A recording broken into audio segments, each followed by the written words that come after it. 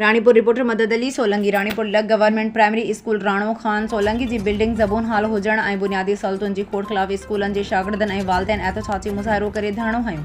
एहतजाज कंदड़ शागिर्दनि ऐं वालिदैन मीडिया सां ॻाल्हाईंदे छो त केतिरनि ई सालनि खां स्कूल जी बिल्डिंग ज़बून थी वई आहे ऐं स्कूल में का बि सहूलियत नाहे, जंहिंजे करे ॿारनि जी तालीम मुतासिर थी रही आहे। हिननि वधीक चयो त तालीम खाते जे बाला ऑफिसरनि खे केतिरा ई भेरा शिकायतूं कयूं आहिनि पर को बि खड़तेल न निकितो आहे। एहतजाज कंदड़नि तक जे चूंडियल नुमाइंदनि सेनेटर पीपल्स पार्टी साईं काज़िम अली शाह, MNA जावेद अली शाह, MP नईम अहमद खल ऐं तालीम खाते जे मिनिस्टर ऐं आला अख्तियारनि खां मुतालबो कयो त government primary school Rano Khan Solanki जी नई बिल्डिंग तामीर कराए ॾिनी वञे त जीअं गुलनि जहिड़ा ॿार तालीम पिराए सघनि।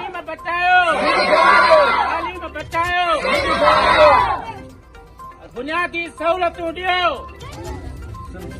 बुनियादी सहूलतूं ॾियो, स्कूल जी बिल्डिंग ॾियो, स्कूल जी चौदीवारी ॾियो, बुनियादी सहूलतूं ॾियो, तालीम बचायो।